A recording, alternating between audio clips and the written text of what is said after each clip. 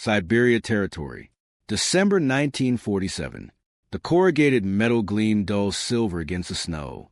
Neighbors passing Elena Petrova's property shook their heads, some with pity, others with judgment. A Quonset hut, surplus from the war, bought for a pittance and hauled 40 miles on a flatbed. To everyone in the valley, it looked like a desperate woman's last mistake before winter killed her. Metal doesn't hold heat.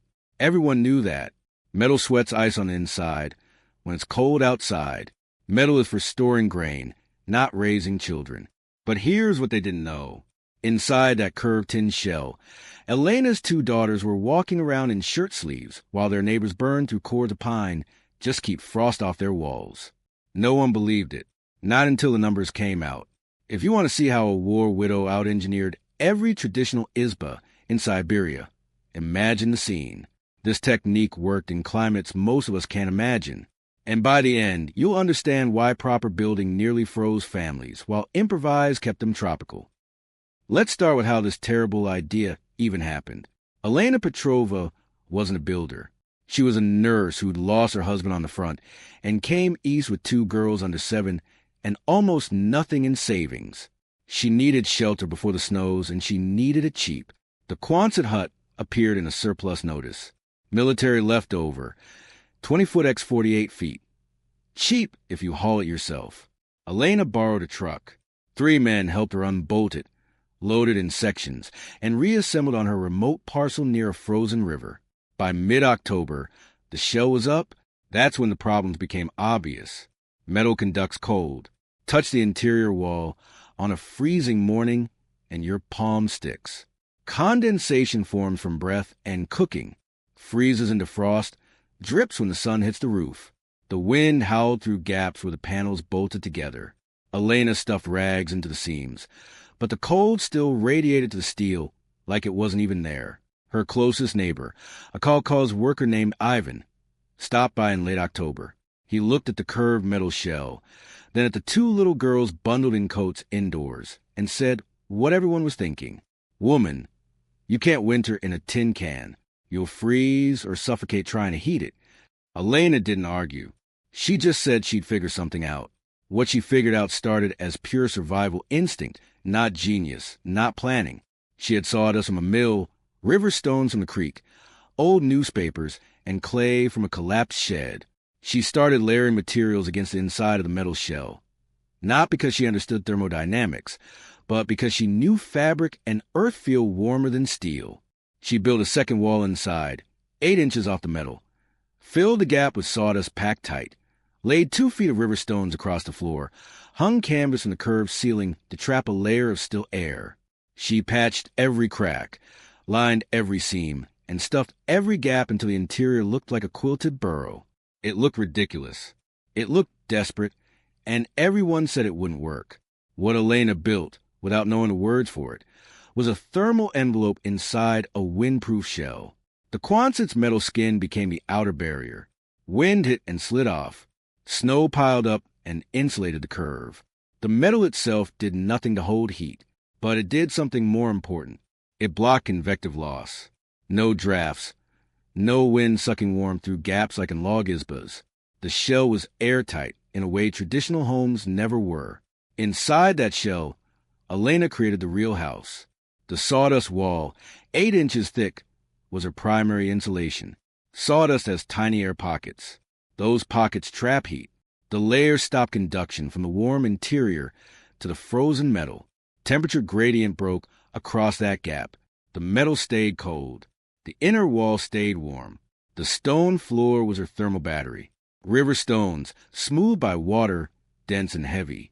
She laid them in clay mortar across the entire floor, 2 feet deep in the center, tapering to 1 foot near the edges, roughly 8,000 pounds of stone. During the day, any sunlight through the small windows warmed the stones. At night, they radiated that heat back slowly, steadily, even after the fire died. The canvas ceiling created a dead air space. Hot air rises. In a typical izba, it escapes through the roof. In Elena's Quonset, it hit the canvas and spread horizontally, forming a warm layer. That layer insulated the space below. She could heat the lower 6 feet and let the upper curve stay cold.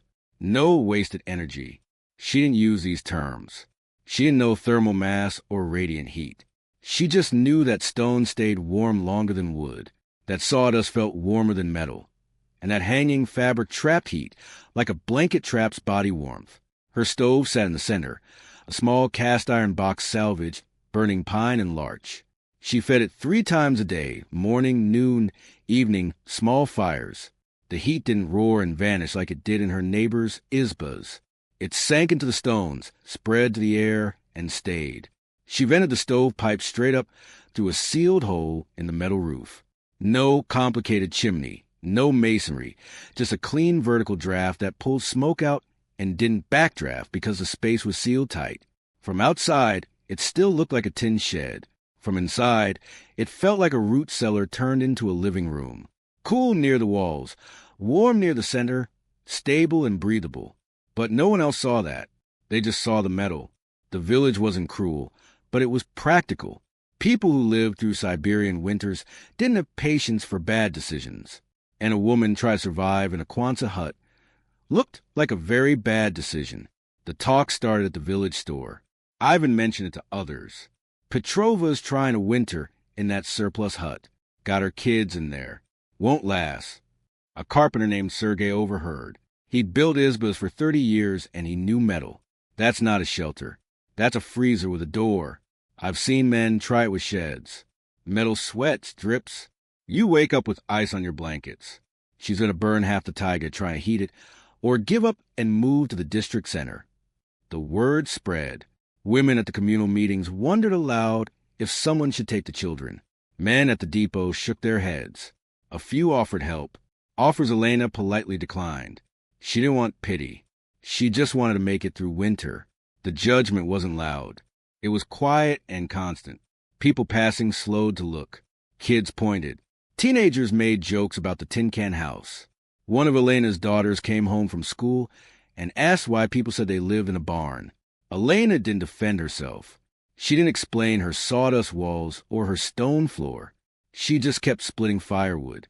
Thin sticks. Nothing like the thick logs her neighbors stacked. That made it worse.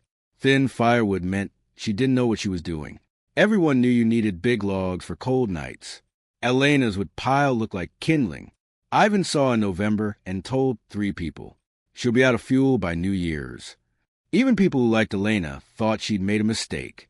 The local teacher told her gently that if things got too hard, there were rooms in the settlement. The postman asked if she thought about moving before the passes closed. A neighbor's wife brought over a quilt and said, "For when it gets real cold." No one said directly, but the message was clear. You can't live in a metal box. It's not a home. It's not safe. It's not what people do. And when you fail, we'll be here to say we told you so. Elena heard it all, and she kept feeding her little stove 3 times a day. January 1948 hit Siberia like a hammer.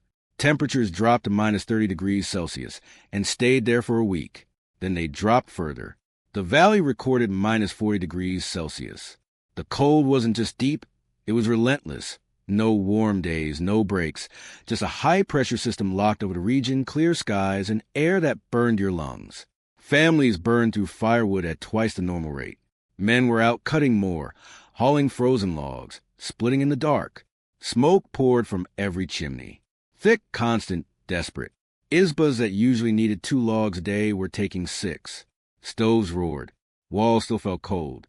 Chimneys had problems. Creosote buildup caught fire. One family's chimney cracked from a heat stress, filled the house with smoke, forced them to a neighbor's place. Another family's draft failed in the cold, smoke back into the izba. They had to open windows, which let the cold in, which made them burn more wood, which made more smoke. A vicious cycle. Kids stopped going to school. Too cold to walk. Too much work at home. People stayed inside, layered in wool, close to the fire. The store ran low on lamp oil. Families started eyeing their furniture. And everyone wondered about Elena Petrova. Ivan rode past her place on a bitter day. Smoke trickled from her stove pipe. Thin, occasional. Nothing like the black columns from every other chimney. Her wood pile looked barely touched. He didn't see her outside. He assumed she was huddled inside, freezing, too proud to ask for help. Sergei mentioned it at the store.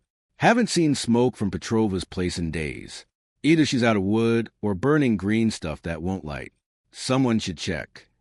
The teacher asked Elena's daughters how they were doing. The girls said they were fine. The teacher noticed their cheeks weren't chapped. Their hands weren't cracked. They looked healthier than kids from heated izbas. That didn't make sense. On the coldest night, minus 45 degrees Celsius, half the valley heard the sound of splitting wood. The crack and groan of green logs exploding in overheated stoves. People were burning wet wood because they'd run through their dry supply. Smoke was everywhere. Houses stank of creosote. People slept in their coats. Then came what humiliated every expert in the village. The measurement that emerged didn't just prove Elena right. It made everyone reconsider what they knew about keeping warm. The next morning, the postman knocked on Elena's door. He'd been delivering mail in Siberia for years.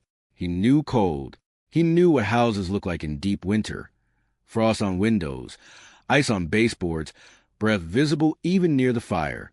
When Elena opened the door, warm air rolled out. Not hot, not stifling, just comfortable warmth. The kind you feel in spring, not midwinter. The postman stood confused. He could see inside. Elena wore a wool sweater, not a coat. Her daughters played on the floor in dresses and stockings.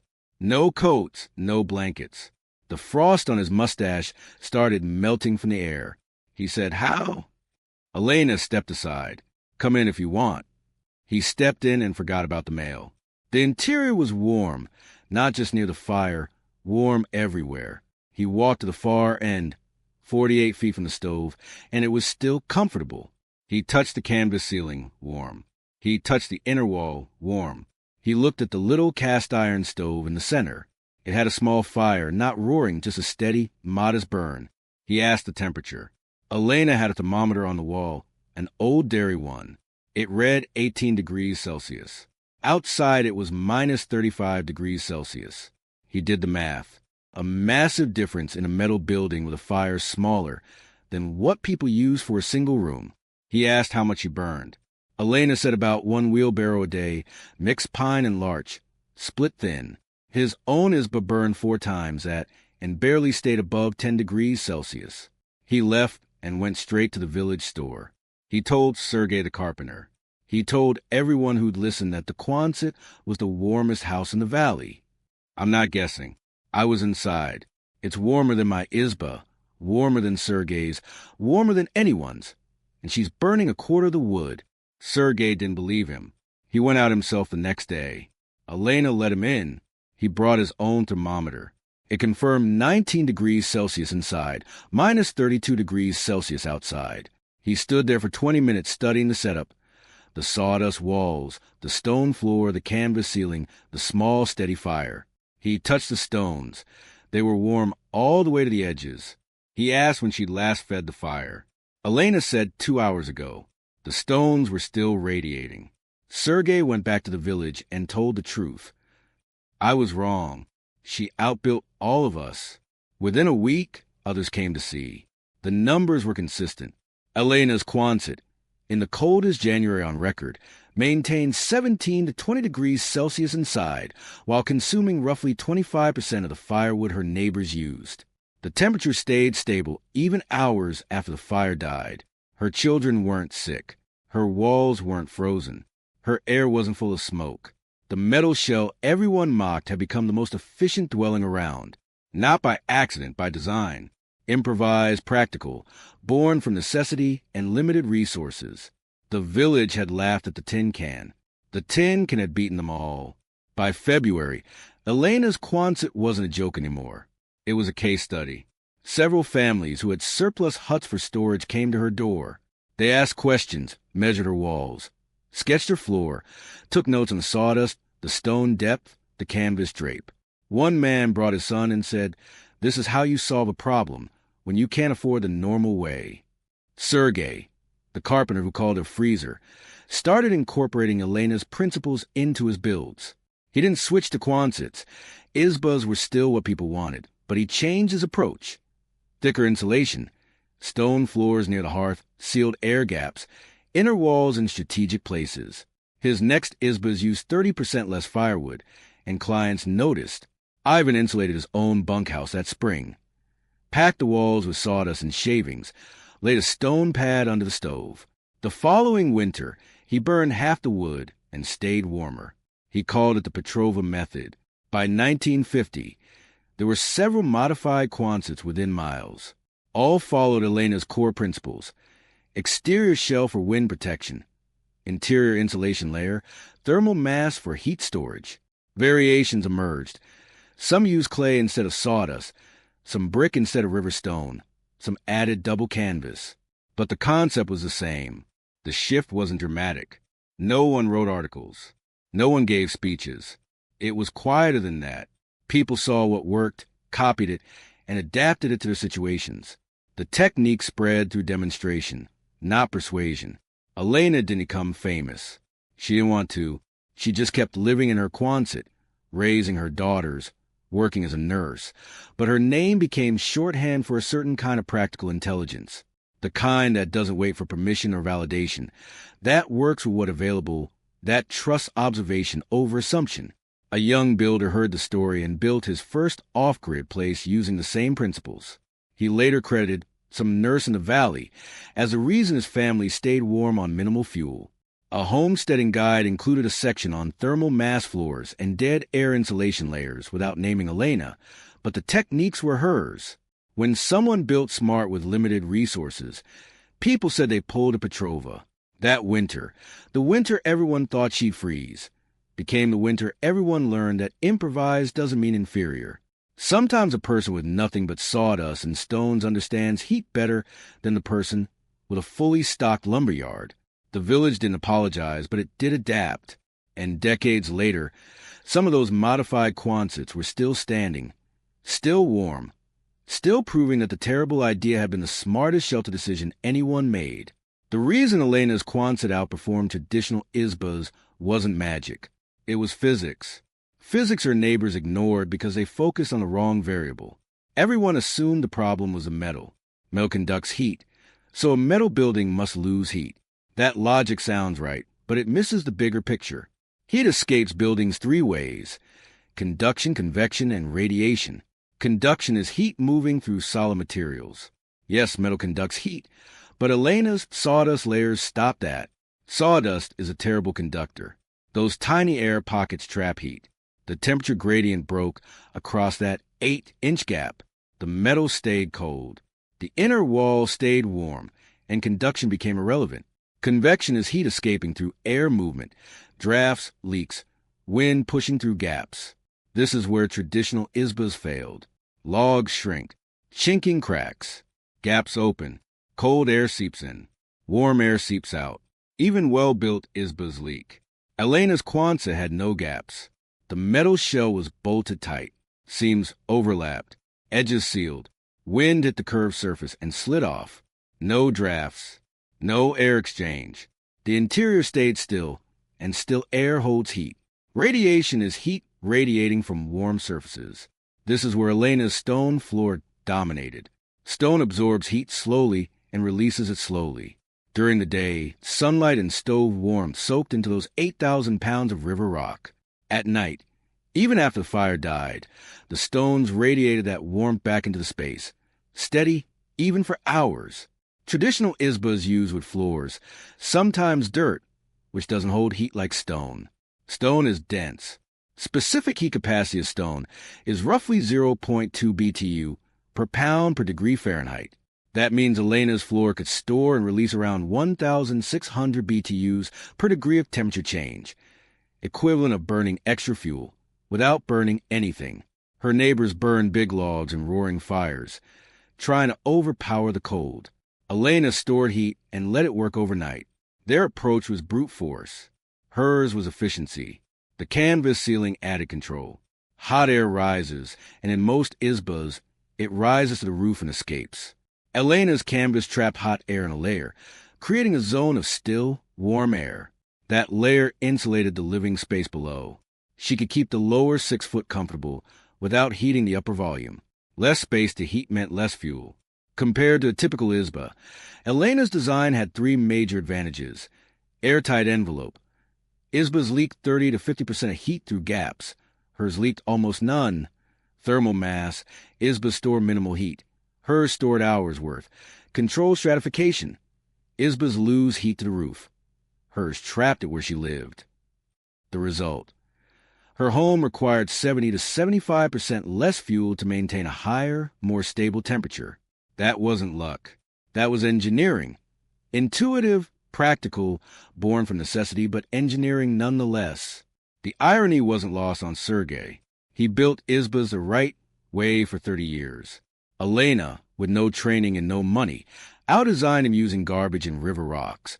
Not because she was smarter, but because she wasn't bound by assumptions. She just asked, what keeps heat in? And built accordingly. That question, simple, practical, unburdened by tradition, led to a solution no one expected. And it worked better than anything proper ever had. Elena Petrova died in 1979, age 71, still living in that Quonset hut.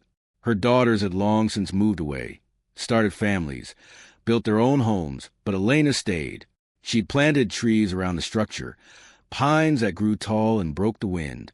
She'd added a small porch, replaced the canvas ceiling with plywood and better insulation, upgraded the stove. But the bones of the design, the sawdust walls, the stone floor, the tight envelope, remained. When she passed, a grandson inherited the property. He considered tearing it down, building something modern, but he spent a winter there first. February cold snapped down to minus 30 degrees Celsius. He burned one wheelbarrow of wood a day. The stones kept the place warm through the night. He stayed. The Quonset still stands. It's been modified, perhaps solar now, a propane backup, modern insulation over the sawdust, but the core system works. 77 years after Elena built it, the structure still heats itself more efficiently than most modern homes. Her story isn't unique in principle. The frontier is full of people who solve problems with raw materials and outperform the experts. Sod houses warmer than frame houses. Dugouts needing no heating. Yurts with liner systems creating convective heating. Stone cabins with heat storage walls radiating for days. The pattern is always the same. Someone without resources gets creative. Experts mock them. A crisis proves them right. The community adopts the technique. And decades later, we rediscover it and call it innovation. Today, off-grid builders talk about thermal mass, passive solar, superinsulation, vapor barriers. They're using the same principles Elena used in 1947. They just have fancier names and better materials. But the logic, trap heat, store heat, stop leaks, is identical. The lesson isn't that old ways are better. The lesson is that solving a problem with constraints forces clarity. Elena couldn't afford to waste wood, so she didn't. She couldn't afford to heat empty space, so she didn't. She couldn't afford to ignore physics, so she worked with it instead of against it. Modern homes with unlimited resources often ignore those constraints. We overheat, overbuild, over-insulate in some places, and under-insulate in others. We add complexity when simplicity works better. We follow codes designed for average performance, instead of asking what would actually keep this warmest with the least input. Elena didn't ask permission. She didn't wait for validation. She built what worked, endured the judgment, and let the winter prove her right. That's frontier wisdom. Not romantic, not nostalgic, but rigorously practical. Her Quonset wasn't beautiful. It wasn't traditional. It wasn't what anyone would choose if they had unlimited options. But it worked. And in a Siberian winter, working matters more than appearances. The people who laughed at her weren't cruel. They were just trapped by assumptions. Metal is cold. Stone is heavy. Sawdust is garbage.